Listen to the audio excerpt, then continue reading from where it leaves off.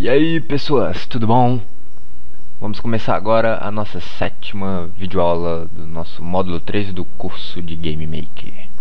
É isso aí, eu já peço de antemão desculpa, essa daqui com certeza foi a aula que deu mais trabalho para me gravar. Aconteceram imprevistos nas minhas tentativas, além de alguns problemas que eu tive durante o desenvolvimento. Aí eu acabei começando a aula de novo do zero. A aula de hoje vai ser sobre inteligência artificial, por isso eu tive um pouco de trabalho para bolar o código, mas eu consegui bolar um código simples. Até tô com ele rascunhado aqui do lado para ter certeza que a nossa aula vai ser tranquila, vai ser uma aula boa para vocês conseguirem aprender.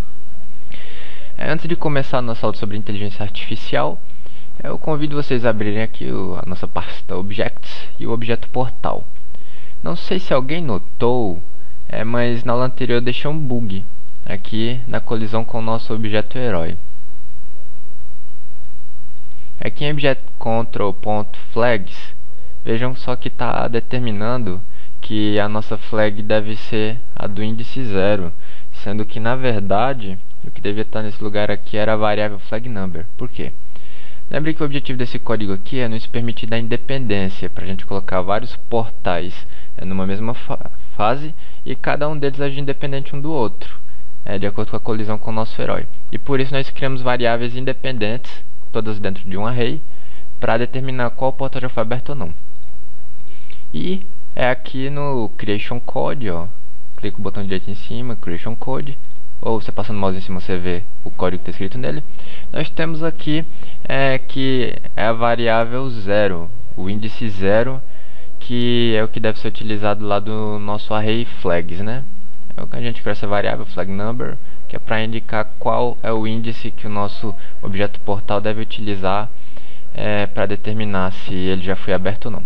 Como estava um 0 aqui, isso ia dar bug. Eu fiz o teste e resulta num problema em que apenas um dos portais funciona. Se você colocar 300 portais numa mesma fase, apenas um deles vai funcionar. Você vai tocar nos outros e o que vai abrir vai ser apenas um, porque apenas o que vai abrir é o que está identificado pelo valor da chave 0. Mas se você colocar assim flag_number, aí ele vai trabalhar com base no valor que tiver no nosso Creation Code. Se vocês prestaram bastante atenção na aula anterior, conseguiram entender realmente ela, vocês também conseguiram entender isso que eu expliquei agora e o porquê desse bug.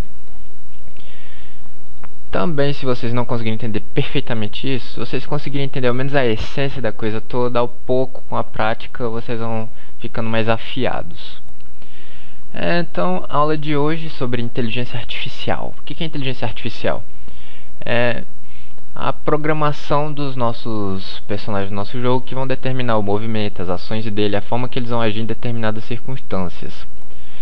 Muitas pessoas questionam a existência de inteligência artificial ou não em jogos, visto que inteligência é algo muito elevado, algo muito complexo, e que nenhum jogo até hoje, ou pelo menos a maioria dos jogos, não utiliza de inteligências complexas neles, até mesmo porque iria demandar muito de um computador. Por conta disso, muitas pessoas preferem utilizar o termo comportamento, ou behaviors. Esses comportamentos são atitudes padrões que o nosso personagem vai tomar em cada decisão. Eu particularmente prefiro chamar de comportamento. Eu concordo que nenhum personagem de jogo é realmente inteligente. Tem gente também que prefere chamar de burrice artificial. Você decide aí, burrice artificial, inteligência artificial, comportamento, chama como você bem entender. Eu vou chamar de comportamento, tá bom, pessoal? Na nossa aula de hoje, o que é que nós vamos fazer? Nós vamos criar novamente o nosso objeto esqueleto. Dessa vez ele vai andar em direções aleatórias e ele também vai atirar fogo. Nós vamos aprender direitinho como fazer isso. Ele vai atirar fogo estando numa determinada distância do nosso herói. Se estiver mais longe que isso, ele para de atirar fogo. Para fazermos isso, nós iremos criar o nosso objeto esqueleto como uma máquina de estados finita, ou mais ou menos isso. Para criar uma máquina de estados finita legal mesmo, teria que se utilizar uma linguagem de programação mais robusta do que a GML, GML é muito boa por sinal, mas a criação de funções nela é um pouco chatas, como vocês observaram em aulas anteriores, que para criar funções a gente utiliza aqui os scripts que não são tão versáteis, ia ficar uma pilha de script ali terrível. Então eu prefiro utilizar uma forma simulada de máquina de estados. O que é uma máquina de estados finita? Que tem estados limitados, já dá pra ver pelo nome, né? Estados finitos. Mas para ficar mais fácil para entender, eu quero utilizar como exemplo o jogo Pac-Man. Para quem não conhece, é aquele jogo do come-come, uma bolinha amarela vai comendo pastilhas e fugindo de uns fantasminhas. Aqueles fantasmas, eles são regidos por uma máquina de estados. Como é que funciona? Cada um deles possui 3 estados padrão, que são o estado fugindo, o estado ocioso e o estado perseguindo. O código deles é individual um do outro, se eu não me engano são 4 fantasmas, cada um deles tem um código independente, funcionam de formas diferentes. E em cada um desses estados o que é que acontece? No estado perseguindo, os fantasmas eles tentam elaborar um caminho para conseguir chegar até o Pac-Man e assim conseguir capturá-lo. No estado fugindo, é quando o Pac-Man pega uma daquelas pastilhas de invencibilidade, e aí eles ficam mais vulneráveis e começam a fugir. E o estado ocioso é quando eles ficam andando aleatoriamente sem rumo pelo labirinto. É interessante notar que cada um desses estados é uma programação independente um do outro. Você pode imaginar como se esses fantasmas tivessem 3 personalidades diferentes. E em cada uma dessas personalidades ele vai trabalhar de uma forma diferente. O nosso objeto esqueleto novo ele também vai ter 2 personalidades, por assim dizer. Uma personalidade que solta fogo e uma personalidade que perambula pelo nosso nível. E nós vamos começar a programar agora para entender melhor como é que funciona. Nós vamos precisar de 2 objetos. O primeiro será o nosso objeto esqueleto. Novo sprite, add sprite, file, create from stripe. Agora procurar esqueleton. Tá aqui é esqueleton walking. São 10 subimagens e em cada linha tem 10 imagens. Ok. Show preview. Tá ali o nosso esqueleto desfilando na passarela do São Paulo Fashion Week, vestindo um estilo de... eu nunca lembro o nome daquele camarada, deixa quieto, na minha área mesmo. Mas está aí, ó, desfilando, todo estiloso. Foi uma piada, não sei se vocês entenderam. Se vocês não entenderam, deixa quieto. Eu não sou um grande piadista, não. Esqueleto. Ok, e agora vamos criar um outro objeto que vai ser o obj fogo. No add sprite, file, create from stripe. E tá aqui, fire stripe. São 5 imagens e em cada linha nós temos 5 imagens. Ok, e tá ali a nossa labareda. SPR fogo. E tá aí. E agora nós vamos começar a trabalhar no nosso objeto esqueleto. Beleza? Objeto esqueleto. Inicialmente nós vamos usar o nosso evento create, Ctrl execute a piece of code. Nós temos pouca coisa a declarar inicialmente no nosso esqueleto. Primeiro nós vamos criar uma variável que vai armazenar o estado em qual ele se encontra. Eu vou dar o nome dela de state. Os estados serão 0 e 1. O que é que esses estados vão determinar? Se... o que eu estou escrevendo? Se state for igual a 0, o estado que nós estamos é perambulando. Deixa eu colocar assim que fica mais legível. 0 igual perambulando. E se for 1, ele vai estar soltando fogo. Lembrando que quando ele está soltando fogo, ele para de andar. Então nós vamos precisar inicialmente dessa variável state, que vai determinar Isso. Próxima coisa que eu vou fazer é colocar um movimento para ele. HSpeed. Colocar velocidade 2. Esse HSpeed aqui vai fazer ele ficar andando horizontalmente, né? Se a gente der play, a gente já pode observar que ele vai começar a andar com um valor positivo na horizontal. Isso daí já é batido, vocês já sabem de cor e salteado. Vamos observar o que é que vai... Vocês já sabem bem o que é que vai acontecer, né?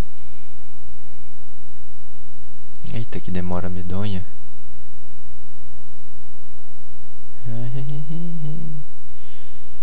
E essa demora toda para mim ter esquecido de colocar um esqueleto aqui. Então vamos lá. Objects. O sono já está me afetando. Vou colocar o nosso esqueleto aí. Vocês já sabem o que é que ele vai fazer, então vamos deixar quieto. Lembrando aqui, ó. Essa velocidade é quem vai fazer ele começar a andar. Agora, nós vamos adicionar um evento step. Inicialmente, nós temos que saber em qual estado ele se encontra. Então nós vamos aqui fazer o seguinte. Deixa eu me localizar aqui no meu código. Inicialmente, nós vamos colocar aqui, ó, if state igual a 0, acontece isso. Else if state igual a 1, acontece isso. Então realmente meu objetivo é que os dois blocos de código sejam individuais um do outro, totalmente individuais, mesmo que isso acarrete eu ter que escrever mais código, mas o ideal é que este bloco seja independente do outro. Isso vai facilitar na hora da gente pensar e também na hora de encontrar problemas. Se ele, por exemplo, tiver problema num determinado estado, eu já sei exatamente em qual bloco do código trabalhar. Por isso, sempre busque fazer os estados o mais individuais possíveis um do outro. Agora, eu vou fazer aqui um código bem simples para, se ele bater na parede, ele inverter a direção na qual ele se encontra. If place free x mais HSpeed e y mais VSpeed. A lógica desse código é bem simples, lembrando que HSpeed é a velocidade no eixo de x. Se a velocidade for 2, então quer dizer que a cada step, a cada passo, ele vai andar 2 pixels no eixo de x. VSpeed é a mesma coisa, só que para o eixo de y. Então se a velocidade aqui for 2, quer dizer que ele vai adicionar o valor 2 em cada um dos passos à nossa variável y. Portanto, basta eu somar x com a velocidade horizontal e a velocidade vertical, que eu vou saber para onde exatamente que o nosso objeto está indo e se há alguma coisa lá. Isso daí já vai dar uma facilitada bem grande em tudo. Esta função aqui, ela retorna para a gente se a determinada posição está vazia, como já bem estudado. Eu quero saber se ela está ocupada. Por isso eu vou utilizar essa exclamação. Ela vai inverter o que a nossa função retorna. Sempre que a função retornar true, essa exclamação vai transformar em false. Portanto, se essa função por padrão retorna se não há nada numa determinada posição, somando ela com a exclamação, ela vai retornar se há algo num determinado lugar. Portanto, sempre que houver um bloco no caminho que eu estiver indo, sempre que houver alguma coisa sólida no caminho que eu estiver indo, eu quero inverter. E para inverter eu vou utilizar o seguinte código. HSpeed vezes igual menos 1 VSpeed vezes igual menos 1. O que é que esse código faz? Ele vai fazer HSpeed vezes menos 1, literalmente. O valor que HSpeed tiver multiplicado por menos 1. É a mesma coisa lá do sinal de mais. Eu escrever isto aqui também está valendo. Tá certo, pessoal? Mas assim fica mais prático e fica até mais rápido para o desempenho do computador. Por que vezes menos 1? Para inverter o sinal. Então, se hspeed for 2, quando multiplicar por menos 1 vai ficar menos 2. E vice-versa. Então, se ele estiver andando para a direita e se deparar com uma parede no meio do caminho, ele inverte para a esquerda. Sempre lembrando que o meu código ele só vai funcionar ou na horizontal ou na vertical. Eu nunca vou colocar valores nos dois, porque aí o esqueleto iria andar na diagonal. Portanto, sempre ou vspeed ou hspeed vai estar no valor de 0. E 0 vezes menos 1 dá 0. E por isso que esse código funciona. Só com isso daqui, já é para o nosso esqueleto estar andando na horizontal. E quando ele encostar numa parede, ele reverter a direção na qual ele está andando. Mas nada como uma checada básica aí para a gente ter certeza que está funcionando. Então, o nosso esqueleto desfilando na passarela, utilizando um modelito da última estação. É sério que vocês não entenderam ainda a piada? Deixa quieto. Piada besta. Pois bem. Então aqui a gente já está fazendo ele andar e reverter a direção quando encosta na parede. A próxima coisa que eu quero fazer é que o nosso esqueleto ele mude de direção aleatoriamente de um determinado ponto. Por exemplo, se ele está andando na horizontal, eu quero que depois de um determinado ponto ele comece a andar na vertical. Como é que eu vou fazer isso?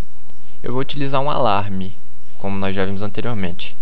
Com esse alarme, eu de tempos em tempos vou inverter a direção na qual o esqueleto está andando. Para isso eu venho aqui em Add Event, alarme, 0. E esta é um execute a piece of code. O código desse alarme 0, a primeira coisa que eu vou fazer é saber em qual estado que eu estou. If, eu quero que o código desse alarme execute apenas se eu estiver no estado 0, que é o estado de perambular. Então, o que é que eu vou fazer? Eu vou fazer com que se é a nossa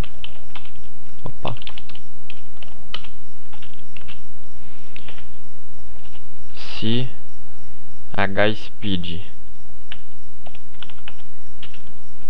for diferente de 0, ou seja, se hspeed é diferente de 0 é sinal que eu estou andando na horizontal. Então o que é que eu vou fazer? Eu vou inverter, hspeed vai ser igual a 0 para ele parar de andar na horizontal.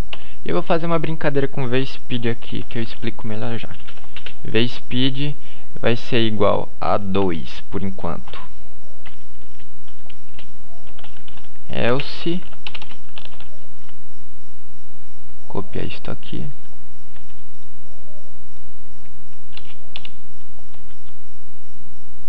Eu vou inverter aqui, ó. V aqui eu vou colocar o H. Portanto, se hspeed for igual a 0, então vspeed vai ficar igual a 0 e hspeed vai ficar igual a 2 para começar na horizontal. Porém, eu quero que ele selecione aleatoriamente para qual lado que ele vai andar. O código do jeito que está aqui, toda vida que ele for inverter a direção na qual ele está andando, vai ser sempre, no caso, ou para baixo ou para a direita. Mas eu quero que ele também escolha aleatoriamente a esquerda ou para cima. Como é que eu vou fazer isso? Eu vou utilizar uma função do GameMaker que gera números aleatórios. Essa função se chama random range. O GameMaker possui duas funções para gerar números aleatórios. Uma é a random, que gera um número aleatório de 0 ao valor que você colocar, no caso aí de 0 a 10. E a random range, que me permite gerar um número aleatório entre 2. No caso eu vou querer menos 1 e 1. Essa função vai gerar para mim um número aleatório entre menos 1 e 1. Eu preciso armazenar esse valor em algum lugar, senão ele não vai me servir de nada. Eu vou armazenar numa variável temporária. Por isso eu vou utilizar o sufixo var. Vou colocar o nome temp. Esse var, como nós observamos nos nossos primeiros vídeos aqui do módulo 3, cria uma variável local. Essa variável local ela só vai existir durante esse step. Terminando o step, essa variável deixa de existir. Por isso que ela justamente vai ser tão útil para o nosso caso aqui. Nós vamos estar criando ela na hora que nós precisamos e ela vai deixar de existir pouco depois. E aqui vai ser gerado um número aleatório entre menos 1 e 1. Esse número pode ser menos 0.237, pode ser 0.5, qualquer coisa assim. Mas eu só quero me preocupar mais com o sinal positivo ou negativo, porque vai ser esse sinal que nós vamos utilizar para conseguir inverter da direita para a esquerda e de cima para baixo. Como é que nós vamos fazer isso? Eu posso simplesmente colocar aqui, ó, vezes temp, e aqui vezes temp também. Se o valor for positivo, continua positivo. Se o valor for negativo, aí esse 2 passa a ser menos 2. O problema aqui é que a função randomRange não gera apenas números inteiros. Ela também pode gerar números quebrados. Então digamos que o valor gerado aqui seja 0,5. 2 vezes 0,5 vai dar 1. E aí a nossa velocidade horizontal vai ficar pela metade. E o nosso esqueleto vai ter horas que vai andar mais rápido e horas que vai andar mais devagar. Isso não é desejável. Então o que é que eu vou fazer? Eu vou extrair só o sinal da nossa variável tempo utilizando a função sign. O que é que a função sign faz? Se o nosso número for negativo, ela retorna menos 1. Se o nosso número for positivo, ela retorna 1. E se o número for 0, ela retorna 0. Levando em consideração a quantidade infinita de números que existe entre menos 1 e 1, é muito improvável que randomRange retorne 0. Se retornar 0.1, então a função sign vai retornar 1 positivo, vai retornar o sinal. Apenas o 0, exclusivamente o 0 redondo e fechado. 0.0 é que a função sign retorna 0. Se existe a possibilidade da função randomRange retornar um 0, existe. E se retornar 0, vezes speed, que está ali 2 vezes 0, vai ficar 0 e o nosso objeto não vai andar. Porém, eu acredito que a possibilidade de randomRange retornar um 0 é tão insignificante que a gente não precisa nem se preocupar em dar esse bug. Beleza. E no final do alarme, a gente tem que se preocupar em armar ele de novo, né? Alarme 0 igual a 60 é o valor que eu vou colocar. Porém, nós não armamos ainda esse alarme pela primeira vez, então ele não vai funcionar. Eu optei por habilitar esse alarme no evento create. Alarme 0 igual a 60. Como é que vai funcionar? A cada 60 steps, o alarme vai ser executado. Se a gente estiver no estado 0, que é o estado de andar, ele altera a direção na qual nós estamos andando. Se a gente estiver no estado 1, que é o estado de atirar fogo, ele simplesmente pula o código todo e arma o alarme novamente. E ele continua armando o alarme até uma hora que seja útil. Existem com certeza métodos mais otimizados, métodos que seriam mais rápidos para o computador do que esse. Você poderia utilizar o alarme só quando ele realmente fosse necessário, deixar ele desativado enquanto não é útil, enquanto a gente estiver no estado 1. Mas fica um código mais complicado, então eu optei por fazer assim, que é mais simples. E também a diferença em performance não vai ser nem tão perceptível. Então agora vamos dar play para observar se o nosso esqueleto está mudando de direção.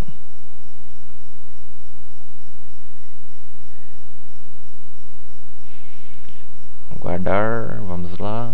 É sempre bom você ir testando o seu código etapa por etapa para ver se a lógica está funcionando. E tá aí, ó. Quando ele bate na parede muda de direção e a cada 60 steps ele também muda. Da horizontal para vertical e da vertical para horizontal. Olha só que coisa linda. Beleza? Agora, para o próximo passo que nós vamos fazer, antes eu convido vocês a abrirem cada um dos seus sprites dos heróis. Vem aqui em Modify Mask e clicar em Full Image. Em automático, se você observar, não é a imagem toda que está sendo utilizada como máscara, sobre essas bordas brancas nas laterais que não são reconhecidas durante as colisões, apenas a área escura é reconhecida. Clique em Full Image. Neste módulo vocês não precisam se preocupar com o porquê disso. Isso vai evitar um bug que no próximo módulo vocês estarão entendendo melhor o que é. Mas só fazendo isso daqui vocês vão evitar o problema. Beleza? Resolvendo aquilo ali, colocando a colisão como a área toda ali do sprite. O bug não está diretamente relacionado com o tamanho da máscara de colisão, é a configuração da origem do sprite que causaria problema. Mas esse método é bem mais prático para resolver, porque eu quero deixar para explicar a origem de sprite só no módulo 4. No próximo módulo eu vou explicar para vocês o que são as origens do sprite que iria causar problema. Por enquanto, relaxem e curtam isso que nós iremos aprender. Agora, nós vamos começar o código que muda o estado que nós nos encontramos. Esse código terá duas etapas. A primeira é saber a que distância nós estamos do objeto herói. Haverá uma distância mínima para o esqueleto enxergar ou não o nosso objeto herói. E a segunda parte é saber se tem uma parede entre nós dois, porque o esqueleto não consegue enxergar através das paredes. Para fazer isso é bem simples. Vamos criar um if e utilizar duas funções. A primeira função se chama distance to object. E o objeto é o obj herói. Essa função nos retorna a que distância nós estamos do nosso objeto herói. Eu vou colocar aqui que essa deve retornar true se a gente tiver a menos de 128 de distância. Não sei se é 128 pixels, eu acredito que seja. Esta função vai retornar exclusivamente a distância que nós estamos, e vai ser esta operação aqui que vai determinar se nós estamos a menos ou mais que 128 de distância. A outra parte do código vai ser responsável por saber se nós estamos se tem uma parede entre nós e o esqueleto. Para isso se utiliza a função collision line. Essa função collision line cria uma linha entre dois pontos e diz se há algum objeto colidido com essa linha. As posições serão a x e y do esqueleto, as posições de origem, e as posições de destino serão a obj herói.x e obj herói.y. Sempre lembrando que a descrição das funções aparece aqui embaixo, dizendo o que é que vai em cada um dos argumentos da função. O próximo argumento é qual o objeto que deve ser detectado. É o obj wall. Se a linha colidir com uma parede, nós sabemos que há uma parede entre o nosso objeto esqueleto e o nosso objeto herói. E o próximo é o not me, ou seja, é para o caso de você querer que o objeto ignore a si próprio. Digamos que ele esteja batendo nessa linha de colisão, ele vai ignorar si mesmo. Por exemplo, a gente, em vez do objeto wall, poderia estar querendo saber se não havia um objeto esqueleto colidindo com a linha. E aí ia acusar que sim, porque a linha está surgindo de um objeto esqueleto. A não ser que aqui no... not me ainda não. Primeiro é o prec. O prec vai determinar se a colisão deve ser precisa ou não. Vamos colocar como false, que é mais rápido. Colisão precisa, ela vai determinar cada um dos pixels do nosso objeto, enquanto a não precisa vai utilizar uma máscara quadrada, redonda, seja lá o que a gente escolher. E o not me, como eu estava falando, se a gente colocar a linha para checar um outro esqueleto, ela vai ignorar a si própria se a gente colocar true nessa opção. Eu vou colocar true, mas aqui tanto faz, porque no fim das contas a gente não está checando nenhum objeto esqueleto, e sim o objeto parede. Lembrando que essa função aqui vai retornar se a gente está colidindo com uma parede, ou melhor, se tem uma parede entre o herói e o esqueleto. Eu vou colocar essa exclamação porque na verdade eu quero saber se não há uma parede entre o herói e o esqueleto. Se não houver, aí eu vou mudar o estado para 1. Estado vai ser igual a 1, tá pessoal? Isso daqui Tá avisando um erro aqui, deve estar faltando um parêntese, beleza? Então, aqui o que é que vai fazer? Se eu tiver menos de 128 pixels de distância e não tiver uma parede entre mim e o herói, eu mudo para o estado 2, que é o estado que vai começar a tirar fogo. E eu quero que ele pare de andar, eu quero que ele pare no lugar. Para fazer isso eu posso colocar simplesmente speed igual a 0. Porque quando eu coloco speed igual a 0, eu estou determinando que hspeed vezes speed é igual a 0 de uma vez só. Em vez de eu precisar colocar hspeed igual a 0 e vezes speed igual a 0, basta eu colocar speed igual a 0 que já fecha na hora. Acabou. Vamos checar se até aqui está funcionando.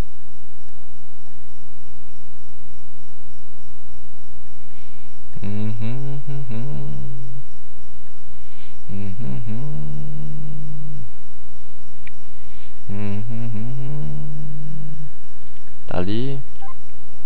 Vamos lá. A ideia é que quando ele me veja, ó, a parede tá aí, então ele não tá me vendo. Mas na hora que ele me ver, a ideia é que ele pare. Tá, ele parou. Infelizmente ele não vai voltar a andar porque a gente não botou ele pra fazer isso. Voltando aqui, pronto. O nosso estado 1 está completo. O código do estado 1 é só esse. Agora nós vamos voltar aqui no nosso estado. Aliás, estado 0. O código do nosso estado 0 é só esse. Agora aqui no nosso estado 1, nós vamos fazer o oposto. Eu posso até copiar esse código aqui. O que é que nós vamos fazer aqui? Nós vamos checar se a situação dele permite ele voltar para o estado 0.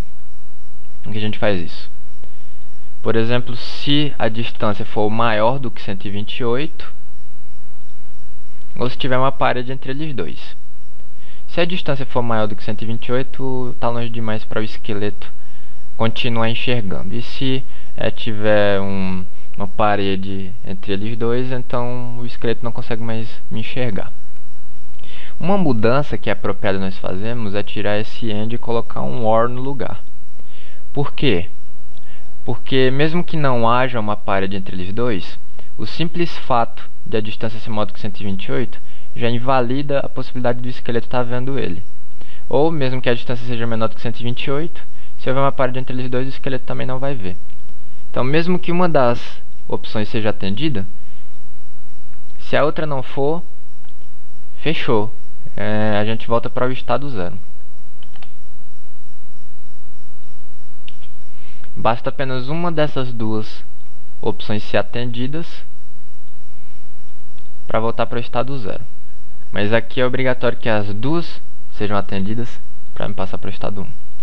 E eu apaguei o speed 0 porque ele já está parado e na verdade meu objetivo é que agora ele volte a andar.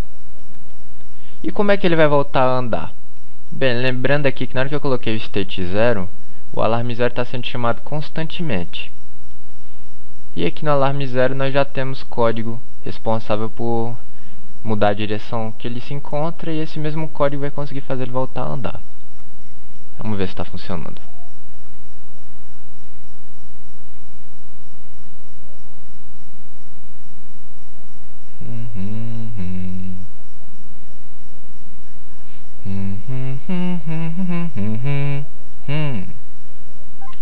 Vamos ver. Tá aí. Parou de andar. Deixa eu me afastar. Voltou. Parou de novo. Pronto. Tem a parede entre nós dois. Voltou a andar.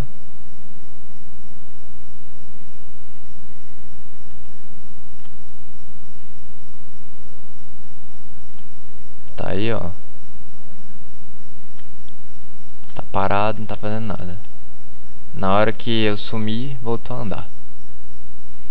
Nossa inteligência artificial já está tomando forma. Porém, o nosso objeto esqueleto ainda está muito vulnerável. Ele ainda não está fazendo nada.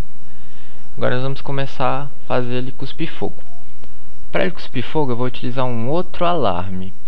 Porque senão ele ia soltar uma rajada de fogo contínua, como vocês podem testar depois. Por isso eu vou colocar num alarme para ele soltar sequências de chama vez por outra. Adicionar o evento, o alarme 1. Esse é o nosso execute a piece of code. E checar se eu estou no state 1. que é o responsável por cuspir fogo.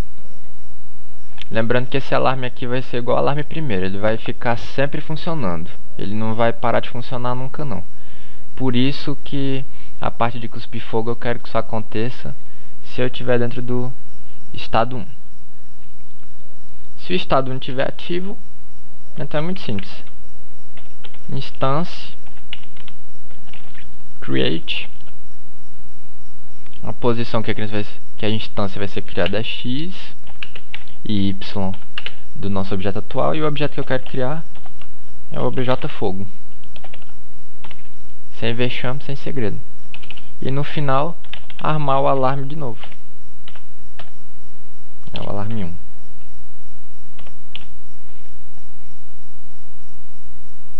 Tem que colocar o tempo, vou colocar 40. Lembrando que as variáveis de alarme, elas são arrays também, como nós já vimos anteriormente. E os alarmes, cada um deles você pode determinar o tempo que ele vai demorar para ser ativado nesse arrayzinho aqui. São quantos alarmes? Nós temos 11 alarmes, 12 alarmes, começa pelo 0, né? Nós temos 12 alarmes em cada um dos nossos objetos. E aí você pode simplesmente aqui pelo índice determinar qual é o alarme que você quer. E o valor dele é o tempo que ele vai demorar para ativar, diminuindo a cada um dos steps. Aqui já está beleza. E aqui no nosso create, bora ativar o nosso alarme, né? Da mesma forma, alarme 1 igual a 40. Coloquei uma velocidade menor, aliás, desculpa. E aqui está o nosso código completo. Teoricamente, né? Pelo menos o nosso objeto esqueleto já está funcionando completamente. Eu vou colocar o comentário aqui do lado.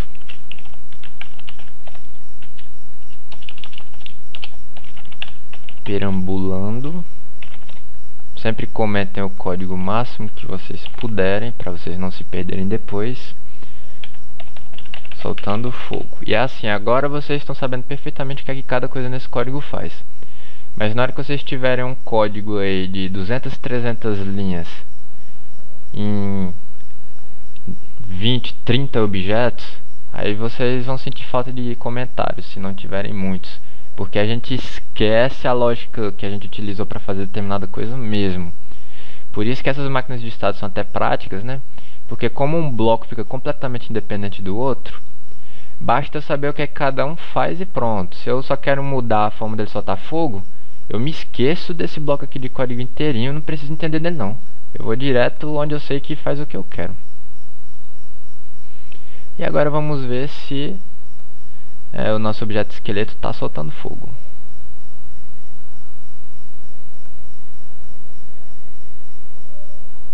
Na hora que ele me ver, ele vai começar a soltar fogo. Só que notem só, o fogo está ficando atrás dele ali. Tá ali. Com certeza aqui embaixo tem mais de uma tocha. É porque saíram todas na exata mesma posição. Nós vamos mudar isso agora no próprio objeto fogo. No create do nosso objeto fogo, eu inicialmente vou setar uma velocidade para ele. A velocidade vai ser 3. Eu vou utilizar a variável speed, porque eu vou determinar qual é o ângulo que ele deve andar. Ou melhor, qual é o ângulo que o fogo vai sair voando, né? Eu poderia simplesmente usar um hspeed, um vspeed, mas ele andar em linha reta. Eu não quero isso. Eu quero que ele vá em direção do nosso objeto herói. E para isso, o que é que eu vou fazer? Primeiro nós temos a variável direction. Variável direction, ela armazena em graus a direção que a gente quer que um determinado objeto ande. Na variável speed a gente coloca a velocidade e na direction a gente coloca 270.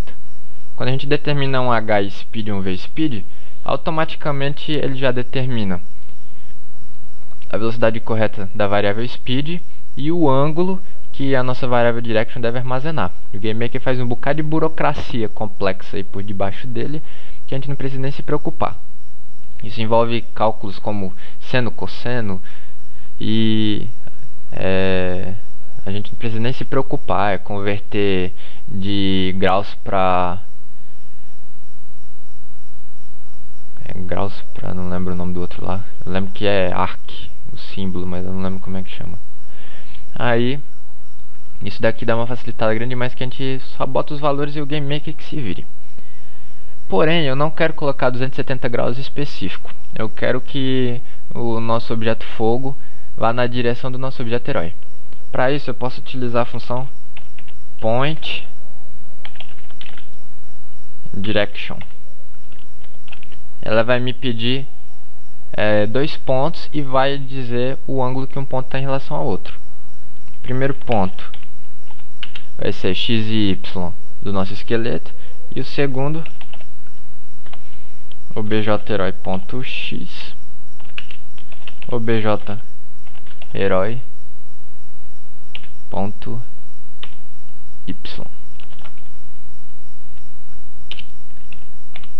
E aqui, tá certo, eu tinha escrito errado.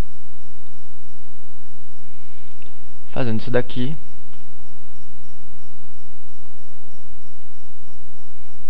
provavelmente a nossa inteligência artificial já vai estar funcionando. Vamos ver. Parou, aguarda um pouco, começou a cuspir fogo. E é na direção que eu tô.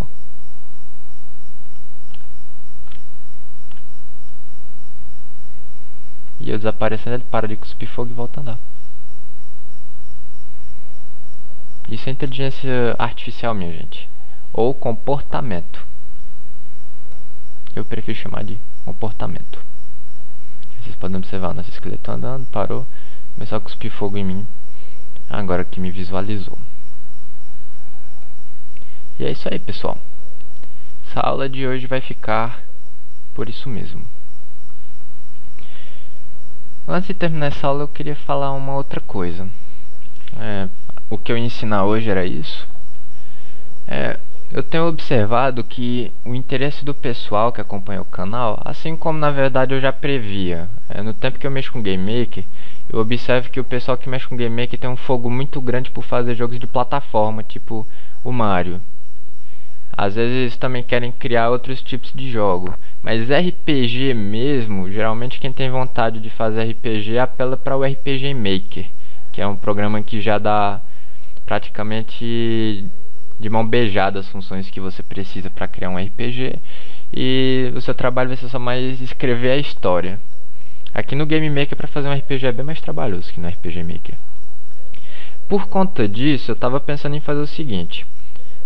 Eu já consegui ensinar o que eu queria realmente ensinar no módulo 3. Na verdade, os 3 primeiros módulos desse curso foram só uma preparação para a gente poder passar para o módulo 4, que no módulo 4 eu quero ensinar a desenvolver um jogo de plataforma. E terminando o módulo 4, vocês estarem prontos aí para desbravar o mundo da criação de jogos sozinhos. Por conta de eu ter observado que assim, a aceitação do módulo 3 está muito boa, eu fico muito feliz com o comentário do pessoal, dizendo que estão gostando de tudo. Mas mesmo assim, o pessoal que tem acompanhado o módulo 3 geralmente tem ido por outros áreas, desenvolvendo outros tipos de jogos. Pega o conhecimento que eu estou passando aqui e desenvolve outro tipo de jogo. Eu parabenizo isso porque minha ideia realmente é que vocês aprendam a escrever seus códigos para fazerem o jogo que bem entenderem. Mas como o pessoal não está tão empolgado assim com o desenvolvimento de um RPG, eu queria saber de vocês o que é que vocês acham de eu terminar por aqui o módulo 3 e já começar o módulo 4 para começarmos a desenvolver o nosso jogo de plataforma. Eu acho que é mais legal, mais viável. Jogos de plataforma são mais dinâmicos.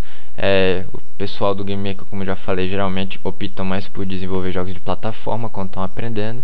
E eu tenho observado que muitos que estão acompanhando aqui o curso, no módulo 3 estão fazendo perguntas sobre questões de gravidade, sobre questões de pulo, colisão com o chão. Então, realmente, estão mais interessados no jogo de plataforma. E eu acredito que vai ser melhor para vocês começar logo o módulo 4, assim como também eu estou ansioso para começarmos o módulo 4. Repetindo, eu já passei o que eu queria passar no módulo 3, que era a introdução a GML. O foco do módulo 3 foi só isso, ensinar vocês a programarem no Game Maker para a gente poder passar para um módulo prático, raçudo mesmo, que vai ser o módulo 4.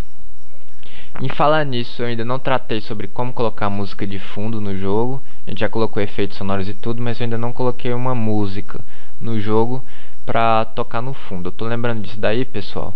E se vocês concordarem, eu também vou deixar pra trabalhar melhor a questão de sonorização do jogo. Eu ensinei só o básico, mas no módulo 4 eu ensino mais isso. O módulo 4 provavelmente vai ser um módulo curto, mas eu vou ensinar muita coisa interessante, inclusive técnicas novas de programação que talvez vocês não encontrem em outro lugar, referente ao Game Maker, porque são funções novas apenas do Game Maker Studio, e a maioria dos tutoriais na internet ainda são para o Game Maker 8.1 ou inferior. Por exemplo, eu vou ensinar a utilização da função da variável delta time, que é muito importante para ter certeza que os nossos jogos vão correr igual em qualquer dispositivo. Não vai ficar mais rápido num computador que tem um melhor desempenho e mais lento num smartphone porque tem um processador diferente e mais fraco. Entre outras coisas que eu vou estar ensinando aí para vocês no próximo módulo, como desenvolver um joguinho simples aí de plataforma, pular, gravidade, como passar por debaixo de plataformas, como matar um inimigo pulando em cima da cabeça dele. Essas coisinhas aí eu vou ensinar tudo no módulo 4. E se vocês concordarem, a gente está encerrando o módulo 3 aqui agora. Por essa aula é só, pessoal. Agradeço muito a atenção de vocês. Vocês dizem aí se já querem passar para o próximo módulo. Se ninguém disser nada, eu vou passar para o próximo módulo, então. E como sempre, dúvidas, sugestões, os comentários aí embaixo é justamente para isso. Eu peço que vocês curtam aí o vídeo se vocês gostaram. Se vocês gostaram muito mesmo, favoritem o vídeo e se inscrevam no nosso canal para estar sempre bem atualizado.